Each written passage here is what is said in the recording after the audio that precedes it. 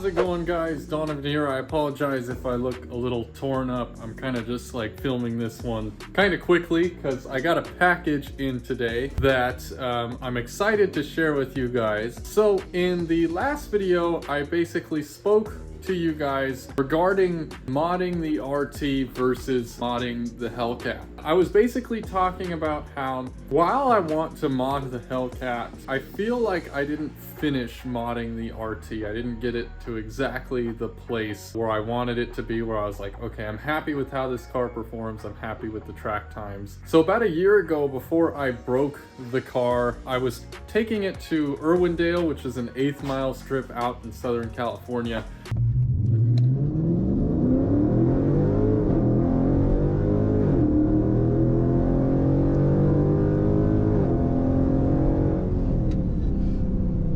I took it to the track about twice. I really only had probably 6 passes down the drag strip in my entire life. So in addition to me learning, like, the car also wasn't at its peak performance because it didn't have all the real parts it needed to be drag racing, and it also was super hot. The DA was in like the 4,000 feet because it was just middle of summer, Southern California, humid and hot. As you guys know, the RT is cammed. I have an HRT Stage 2 camshaft, which is a pretty big camshaft.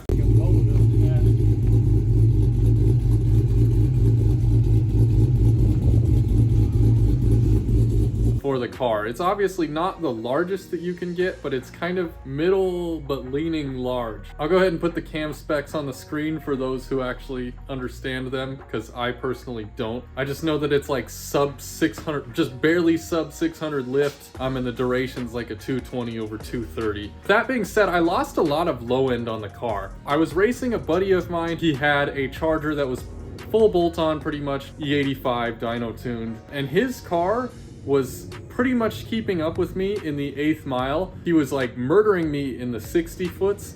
And so as you guys know, in drag racing, like, a lot of the race is just the launch. You can pick up multiple tenths at the end of the track just on like a single tenth of a second difference in 60 foot. And because I lost so much low end, like, my car was pretty much a dog off the line. So at the end of the track, we were neck and neck. I was trapping higher speeds than he was, but he was technically getting better 1/8 mile times because his car was just destroying me off the line.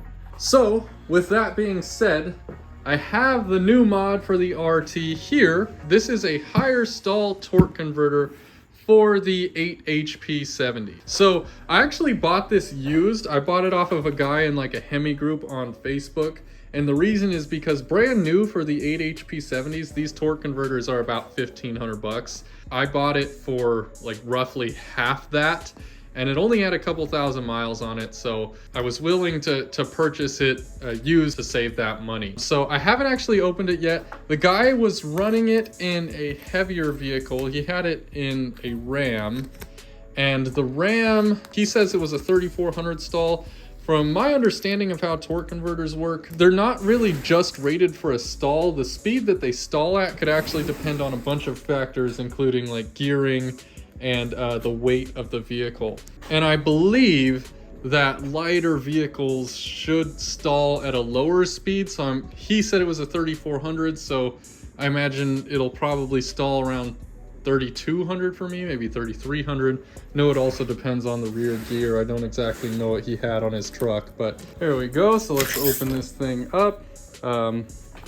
Damn thing, I know they don't, looking at the external of these doesn't really say much, but I mean, it appears to be in good condition. I guess you can't really tell unless you look at the turbines inside.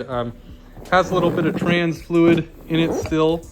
I guess there's not really a ton of cool stuff to look at in here. It's kind of just a torque converter, and if you know what it is, you know what it is. If you don't, then it's just a circle that you don't really care about. With that being said, I'm currently debating on whether or not I want to try to install this thing myself. As you guys know, pretty much everything done to the RT has been either done in the driveway behind me or done in my grandma's garage by myself, my dad, my grandpa, and a friend Gabe. And so of course I want to continue that trend, but at the same time, I'm kind of getting a little lazy. I'm trying to decide whether or not I'm going to pay somebody to do it. My dad and I are kind of leaning towards doing it ourselves, just to kind of continue the trend and learn with the car, because we figured we've done everything else why stop with this? It said I'm hoping to get this thing on in the next couple of weeks and go back out to the track when it cools down a little bit and we get a little bit of better DA to really kind of see where the RT stands, you know, now that it'll have somewhat of a proper setup with radials, a torque converter, and a cam, and kind of see what it does in the 8th mile. I know that the 8th mile doesn't really give a lot of room for the car,